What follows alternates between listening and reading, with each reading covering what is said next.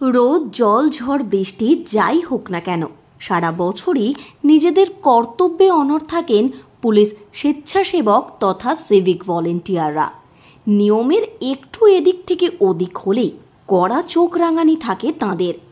তবে পুরুলিয়ার বাগমুন্ডি ব্লকের চড়িদা গ্রামের সিভিক ভলেন্টিয়ার ললিত সূত্রধরকে দেখা যায় একেবারেই ব্যতিক্রমী চরিত্রে। একাধারে তিনি সিভিক ভলেন্টিয়ারের ডিউটি করেন, অপরদিকে নিজের হাতে গড়েন পুরুলিয়ার ঐতিহ্যবাহী ছৌ মুখোশ। দুর্গা, মহিষাসুর, কার্তিক, গণেশ, কৃষ্ণকলি সমস্ত ধরনের মুখোশই দেখতে পাওয়া যায় তাঁর দোকানে। রীতিমতো তার হস্তশিল্প নজর কেড়েছে সমস্ত মহলে। মাত্র 15 বছর বয়স থেকেই তিনি মুখোশ তৈরি করছেন।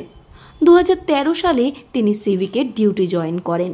প্রায় 12 বছর ধরে পুলিশ স্বেচ্ছাসেবক হিসাবে কাজ করছেন, তবুও তার শিল্পী সত্তাকে তিনি বিসর্জন দেননি। মর্নিং ডিউটি থাকলে বিকেলের পর আর নাইট থাকলে সারা দিন ধরে মুখোশ গড়েন তিনি।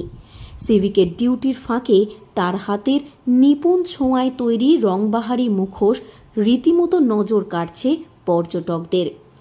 এ বিষয়ে মুখোশ শিল্পী তথা সিভিক ভলেন্টিয়ার ললিত সূত্রধর বলেন, বংশ পরম্পরায় তাঁদের এই মুখোশ শিল্প। তিনি ছোটবেলা থেকেই এই কাজের সঙ্গে যুক্ত। সিভিকের ডিউটি সামলানোর পাশাপাশি যতটুকু সময় থাকে সেই সময়টুকু তিনি মুখোশ তৈরির কাজে ব্যস্ত থাকেন। প্রতি মাসে ভালো পরিমাণে মুখোশ বিক্রি হয় তাঁর। তিনি চান পরবর্তী প্রজন্মের ছেলেমেয়েরা যাতে এই শিল্পের সঙ্গে যুক্ত হয়। ছোটবেলা থেকে এই কাজের সঙ্গে যুক্ত। সিভিকের কাজ কবে থেকে করছেন? সিভিকের কাজ করছি 2013 থেকে। এই দুটো কাজ একসঙ্গে কিভাবে সামঞ্জস্য রেখে করেন? না একসঙ্গে না, ডিউটির মাঝখানে এই কাজ করতে হয়।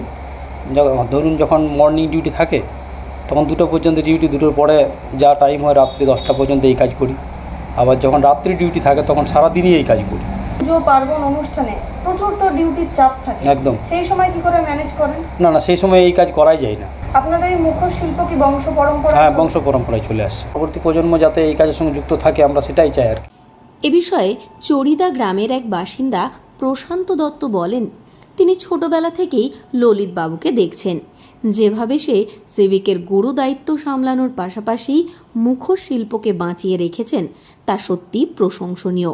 তিনি চান আগামী দিনে আরও উন্নতি করুক ললিত বাবু। তাদের গ্রামের গর্ব তিনি। তো ছোট থেকেই দেখছি, কিন্তু সিভিক ধরুন 2013-14 সালে ও পেয়েছে, ও কাজ করছে আর তার সাথে সাথে সিভিকের কাজও করছে, দুটোই একসাথে ভালোভাবেই করছে। আর এখন যেহেতু মুখোশের ডিমান্ডটাও প্রচুর বেড়ে চলেছে, সেই জন্য মুখোশের চাহিদাটাও বেড়েছে ওর সাথে সাথে। ধরুন দুটো দায়িত্ব সামলানোটাও একটা ব্যাপার আছে, সেটা সব কিছুই তো ঠিকঠাকভাবে ও সামলায়। আগামী দিনে আরও উন্নতি হোক, আরও ফোকাস হোক, আরও আগের দিকে হোক যাক, সেটাই আমার চাই। সিভিক ভলেন্টিয়ার ললিত সূত্রধরের তৈরি মুখোশ শুধু গৃহস্থের ঘর সাজানো নয়, বিভিন্ন অতিথি আবাস ও সরকারি দফতরেও তাঁর তৈরি মুখোশ জ্বলজ্বল করছে। বছরে প্রায় 3 লক্ষ টাকার কাছাকাছি মুখোশ বিক্রি করেন তিনি।